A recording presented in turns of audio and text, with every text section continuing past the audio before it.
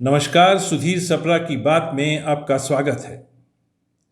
आज हम बात कर रहे हैं कोरोना के इस संकट काल में संकट से उभरने की कोशिश में शहर ग्वालियर के स्टार्टअप्स की।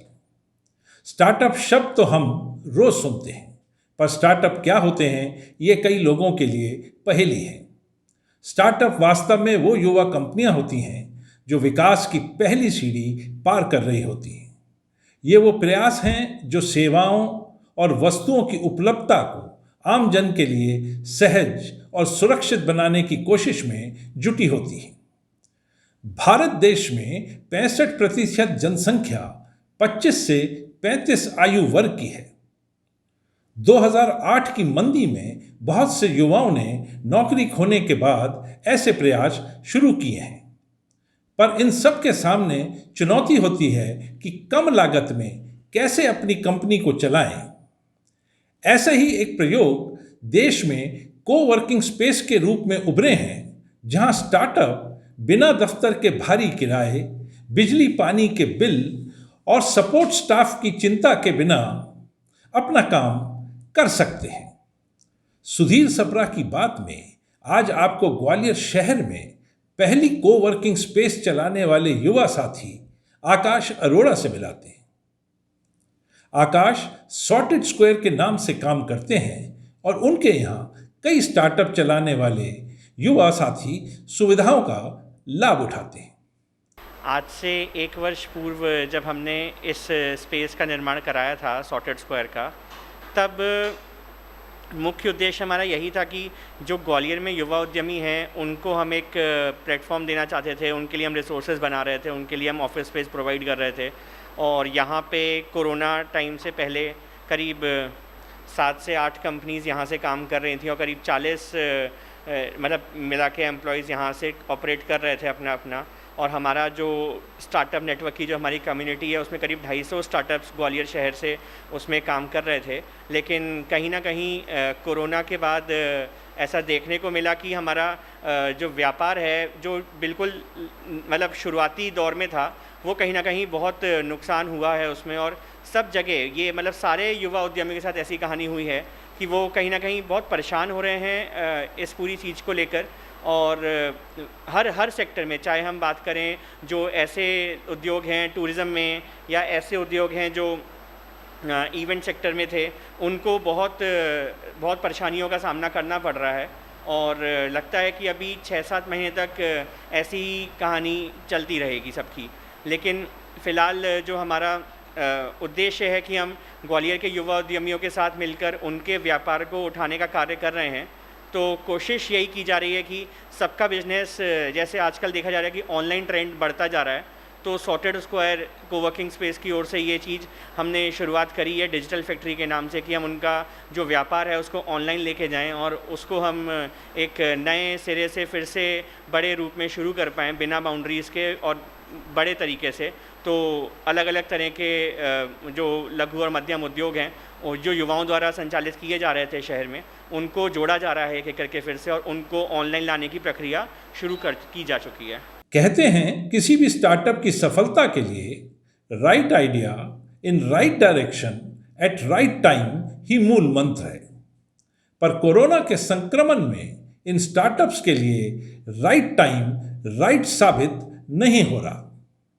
कुछ युवा स्टार्टअप से हमने प्री कोविड और पोस्ट कोविड की परिस्थितियों पर बात की। मेरा ट्रैवल से रिलेटेड है।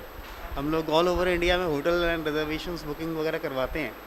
तो ये अभी कोरोना के बाद एक बहुत अलग सिचुएशन आ गई है, क्योंकि होटल्स वगैरह सब बंद हैं, तो कोई भी अभी ट्रैवल नहीं कर रहा है।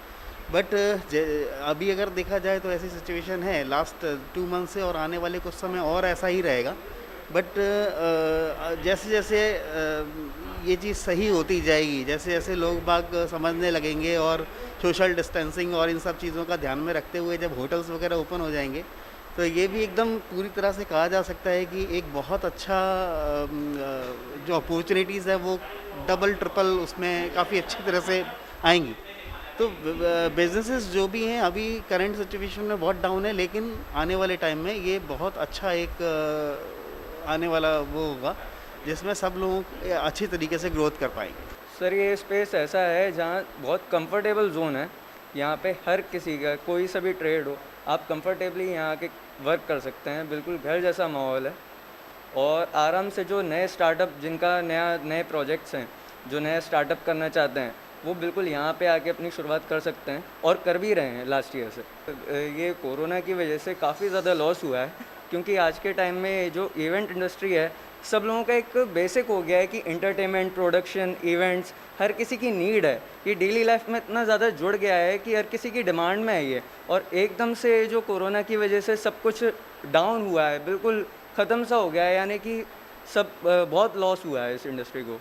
हर नॉर्मल आदमी को भी इससे काफ़ी ज़्यादा प्रभाव पड़ा है। हम भी कोशिश कर रहे हैं कि इस लॉकडाउन के दौरान और गवर्नमेंट के नॉर्म्स के अकॉर्डिंग सब लोगों को सारी सर्विसेज प्रोवाइड करें, ऑनलाइन भी ऑफलाइन भी। जिस तरीके से हम कोशिश करना चाह रहे हैं, कोशिश कर रहे हैं। जो 50% की अभी वेडिंग की जो उन्होंने हम लोगों को अथॉरिटी दी है, तो उसके लिए भी हम लोग क्या अच्छा कर सकते हैं 50% के लिए, वो प्लान कर रहे हैं।